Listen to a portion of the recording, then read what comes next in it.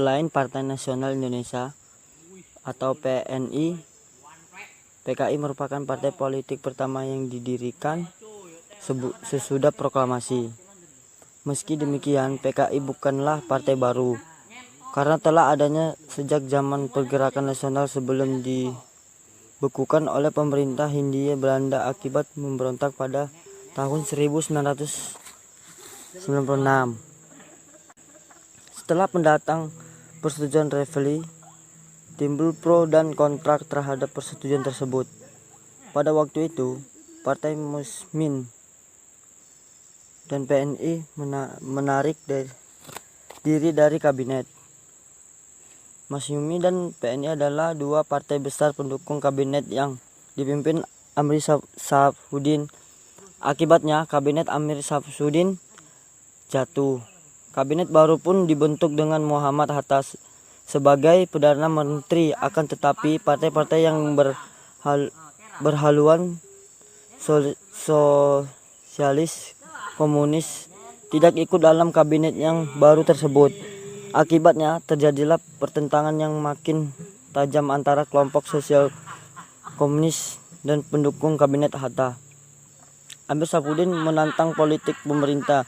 Dia mendirikan Front Demokrasi Rakyat atau FDR. Front Demokrasi Rakyat ini terdiri dari organisasi ekstrem kiri. Mereka melancarkan propaganda anti pemerintah, melakukan pemogokan dan pengacuan.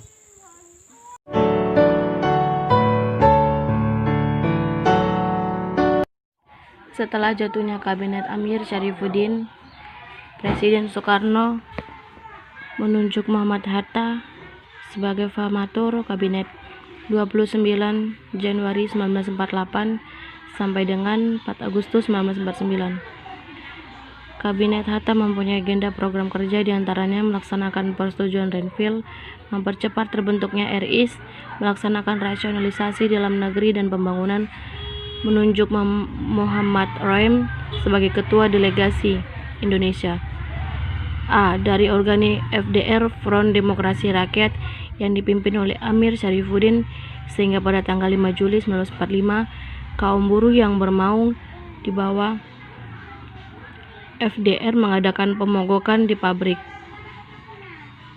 Karung Delegu, Klaten, dan di Sumatera juga mengadakan rapat-rapat besar yang bertujuan agar kabinet Hatta diubah dari organisasi GR yang dipimpin oleh Dr. Moardi. Organisasi ini menuntut agar pemerintah membebaskan para pemimpin yang sealiran dengan mereka seperti Tan Malaka, Sukarni, dan Abi Kusno. C. Dari Musso. Ia seorang tokoh PKI yang bermukim Moskow sejak tahun 1926 dan kembali ke Indonesia pada bulan Agustus 1948. Sehingga partai-partai yang berhaluan komunis seperti Partai Sosialis dan Partai Buruh berfungsi dengan PKI. Mereka menentang kebijakan kabinet Hatta yang dianggap telah menjual bangsa Indonesia kepada kaum kapitalis Belanda. Pertentangan politik terus meningkat menjadi insiden bersenjata di Solo. Insiden antara simpatisan PKI dengan lawan-lawan politiknya serta dengan TNI pada tanggal 2 Juli 1948. Insiden ini Kolonel Sutarto, Panglima Divisi Penembahan Senopati, Dr. Moardi, dipimpin oleh barisan banteng yang pro pemerintah, diculik dan dibunuh. Kemudian pada 18 September 1948 diproklamasikan berdirinya Republik Soviet Indonesia oleh tokoh-tokoh PKI di medium. Musso menganggap bahwa Soekarno Hatta telah menjalankan politik kapitulalis terhadap Belanda dan Inggris serta hendak menjual tanah air kepada kaum kapitulasi. Pemerintah segera mengambil tindakan untuk menumpas pemberontakan PKI dengan membentuk GOM, Gerakan Operasi Militer 1, yang dilancarkan oleh Angkatan Perang yang dipimpin oleh Kolonel Gatot Subroto, Gubernur Militer, dan pasukan Siliwangi Pasukan tersebut menyerang PKI dari arah Surakarta, Kediri, dan Malang. Pada tanggal 30 September 1948, pasukan pemerintah menguasai kembali Medium dan musuh ditembak mati oleh pasukan Mobrik di daerah Pronogoro. Ammi Syarifuddin dan Suripno ditangkap di hutan Ketu, Purwodadi. Mereka diadili dan dihukum mati. Yang lainnya dapat melarikan diri seperti D, N, Adit, dan Nyoto.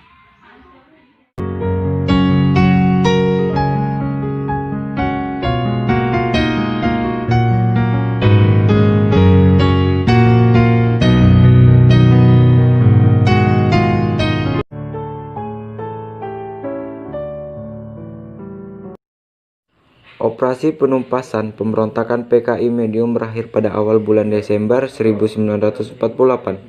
Operasi itu dilaksanakan oleh pasukan gabungan yang dipimpin Kolonel Gatot Subroto dari Jawa Tengah, Kolonel Sungkono dari Jawa Timur, dan pasukan Divisi 3 Siliwangi dari Jawa Barat.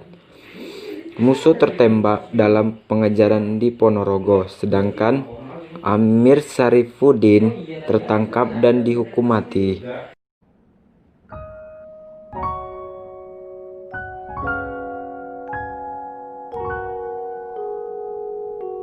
Gerakan NII ini bertujuan untuk menjadikan Republik Indonesia sebagai sebuah negara yang menerapkan dasar agama Islam sebagai dasar negara. Dalam proklamasinya tertulis bahwa hukum yang berlaku di negara Islam Indonesia adalah hukum Islam, atau lebih jelasnya lagi, di dalam undang-undang tertulis bahwa negara berdasarkan Islam dan hukum tertinggi adalah Al-Quran dan Hadis. Proklamasi Negara Islam Indonesia atau NII menyatakan dengan tegas bahwa kewajiban negara untuk membuat undang-undang berdasarkan syariat Islam dan menolak keras terhadap ideologi selain Al-Quran dan Hadis, atau yang sering mereka sebut dengan hukum kafir.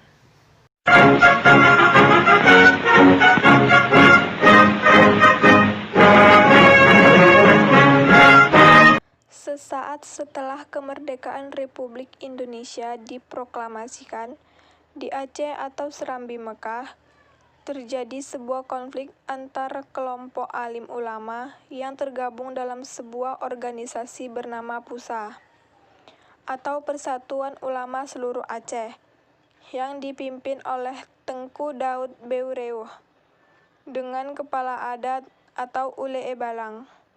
Konflik tersebut mengakibatkan perang saudara antara kedua kelompok tersebut yang berlangsung sejak Desember 1945 sampai Februari 1946. Untuk menanggulangi masalah tersebut, pemerintah Republik Indonesia memberikan status daerah istimewa tingkat provinsi kepada Aceh dan mengangkat Tengku Daud Beureuh sebagai pemimpin atau gubernur. Setelah terbentuknya Negara Kesatuan Republik Indonesia atau NKRI yang terbentuk pada bulan Agustus 1950, pemerintahan Republik Indonesia mengadakan sebuah sistem penyederhanaan administrasi pemerintahan yang mengakibatkan beberapa daerah di Indonesia mengalami penurunan status. Salah satu dari semua daerah yang statusnya turun yaitu Aceh, yang tadinya menjabat sebagai daerah istimewa. Setelah operasi penyederhanaan tersebut dimulai, status Aceh pun berubah menjadi daerah keresidenan yang dikuasai oleh Provinsi Sumatera Utara.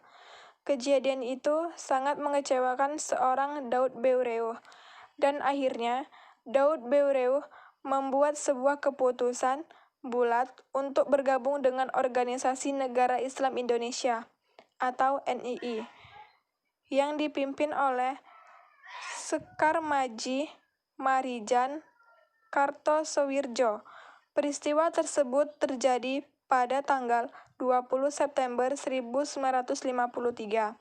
Setelah Daud Beureuh bergabung dengan NII, mereka melakukan sebuah operasi untuk menguasai kota-kota yang berada di Aceh. Selain itu, mereka juga melakukan propaganda untuk memperkeruh citra pemerintahan Republik Indonesia. Pemberontakan yang dilakukan Daud Beureuh bersama anggota NII yang dipimpin oleh Sekar Maji akhirnya diatasi oleh pemerintah dengan cara menggunakan kekuatan senjata dan operasi militer dari TNI. Setelah pemerintahan Republik Indonesia melakukan operasi tersebut, maka kelompok DI atau TII tersebut mulai terkikis dari kota-kota yang ditempatinya.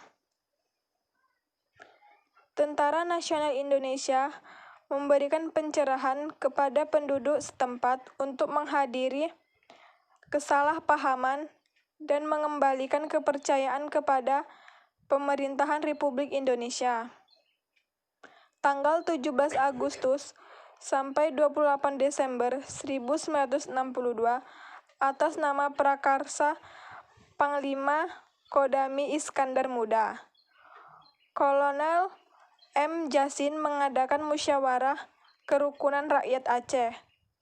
Yang musyawarah tersebut mendapat dukungan dari para tokoh masyarakat Aceh. Dan musyawarah dilakukan tersebut berhasil memulihkan keamanan di Aceh.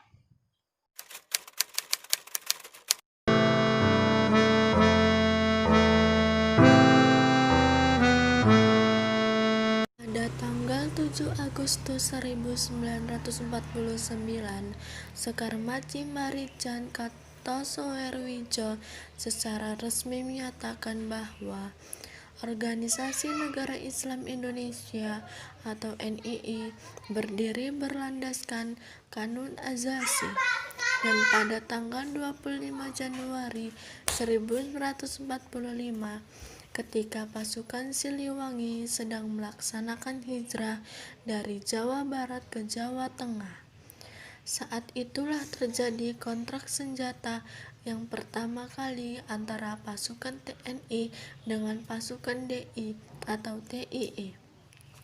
Selama peperangan pasukan DI dan TII ini dibantu oleh tentara Belanda, sehingga peperangan antara DII atau TII dan TNI ini mengakibatkan penderitaan penduduk Jawa Barat karena penduduk tersebut sering menerima teror dari pasukan DI atau TII.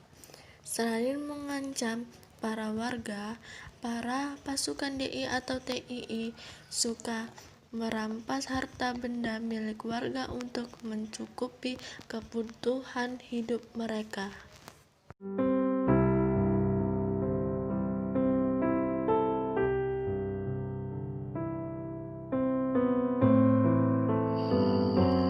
Selain di Jawa Barat, pasukan DI T2 ini juga muncul di Jawa Tengah semenjak adanya Majelis Islam yang dipimpin oleh seseorang bernama Amir Fattah.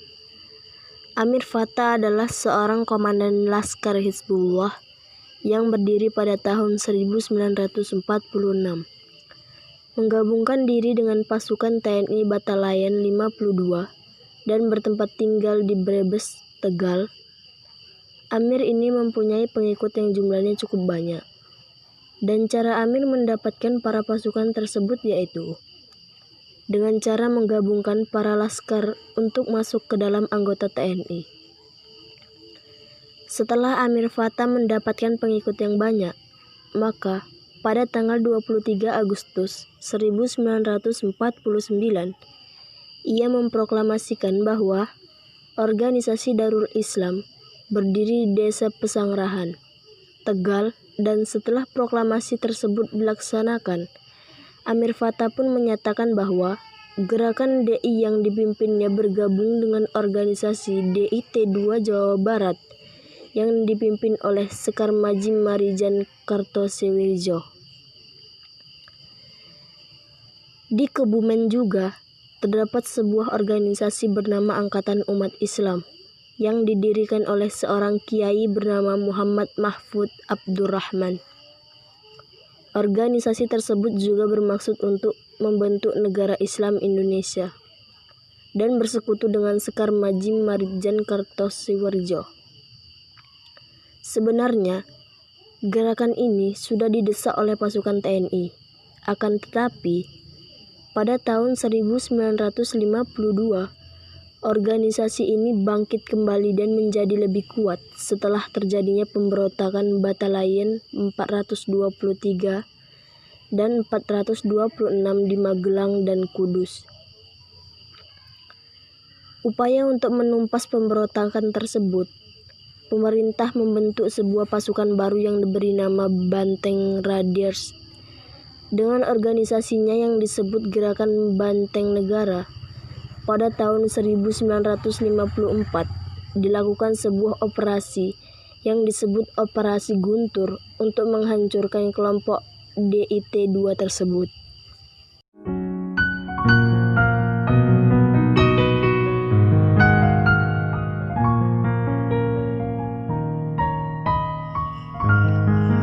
Pada bulan Oktober 1950, terjadi sebuah pemberontakan Kesatuan Rakyat yang tertindas, yang dipimpin oleh seorang mantan Letnan II TNI bernama Ibnu Hajar. Dia bersama kelompok Kesatuan Rakyat yang tertindas menyatakan bahwa dirinya adalah bagian dari organisasi DIT-2 yang berada di Jawa Barat. Sasaran utama yang diserang oleh kelompok ini adalah pos-pos TNI yang berada di wilayah tersebut. Setelah pemerintah memberi kesempatan untuk menghentikan pemberontakan secara baik-baik, akhirnya seorang mantan Letnan Ibnu Hajar menyerahkan diri. Akan tetapi, penyerahan dirinya tersebut hanyalah sebuah topeng untuk merampas peralatan TNI. Dan setelah peralatan tersebut dirampas olehnya, maka Ibnu Hajar pun melarikan diri dan kembali bersekutu dengan kelompok DIT-2. Setelah itu, akhirnya pemerintahan Republik Indonesia mengadakan gerakan operasi militer yang dikirim ke Kalimantan Selatan untuk menumpas pemberontakan yang terjadi di Kalimantan Selatan tersebut. Dan pada tahun 1959, Ibnu Hajar berhasil diringkus dan dijatuhi hukuman mati pada tanggal 22 Maret 1965.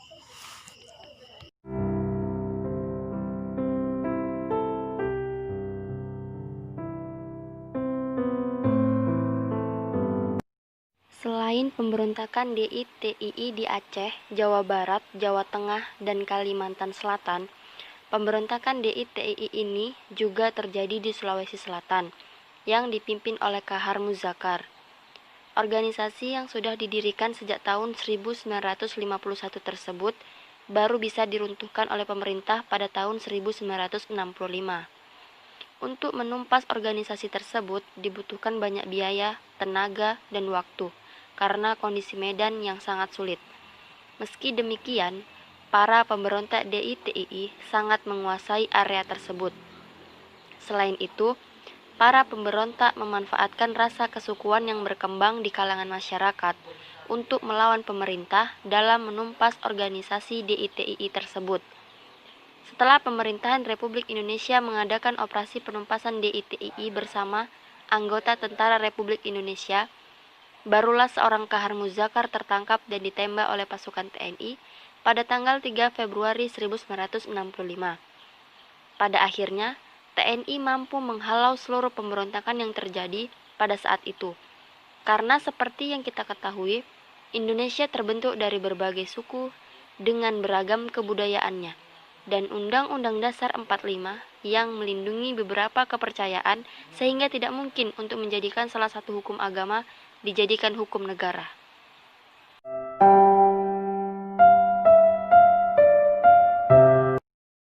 Peristiwa gerakan 30 September dan langkah pembalasannya meninggalkan luka begitu mendalam hingga hari ini. Tanggal 30 September malam, sejumlah prajurit Cakra Birawa pimpinan Letkol Untung bergerak menculik 6 jenderal dan seorang kapten, yaitu Komandan TNI AD, Jenderal Ahmad Yani, Letnan Jenderal Suprapto, Letnan Jenderal MT Haryono, Letnan Jenderal S. Parman, Mayor Jenderal DI Panjaitan, Mayor Jenderal Sutoyo Siswo Miharjo, dan Kapten Pierre Tendean. Jenazah mereka kemudian ditemukan di sebuah sumur di Lubang Buaya, Jakarta. Panglima TNI Jenderal A.H. Nasution lolos, namun putrinya Ade Irma Suryani tewas. Sementara ajudannya, Kapten Pierre Tendean, jadi korban, diculik bersama 6 jenderal. Panglima Kostrad, Maijen Soeharto, bergerak cepat, memadamkan pemberontakan. Perburuan pada para pelaku G30 September dilakukan cepat. PKI dinyatakan berada di balik gerakan pengambil alihan kekuasaan dengan kekerasan. Para tokohnya diburu dan ditangkap. Sebagian tokoh PKI diadili di Mahkamah Militer Luar Biasa atau Mahmilub. Sebagian dijatuhi hukuman mati. Ketua PKI, DN Aidit, yang dituding merancang gerakan ini bersama Ketua Biro Khusus PKI, Sam Kamaruzzaman, melarikan diri ke Jawa Tengah, namun kemudian bisa ditangkap dan dibunuh. Terjadi penangkapan besar-besaran terhadap para anggota atau siapapun yang dianggap simpatisan atau terkait PKI, atau organisasi-organisasi yang diidentikan komunis seperti Lekra, CGMI, Pemuda Rakyat, Barisan Tani Indonesia atau BTI, Gerakan Wanita Indonesia atau Gerwani, dan lain-lain. Sebagian terbunuh. Sejumlah laporan menyebut jumlah yang dibunuh begitu saja setidaknya mencapai 500.000 orang di berbagai daerah, khususnya di Pulau Jawa dan Bali.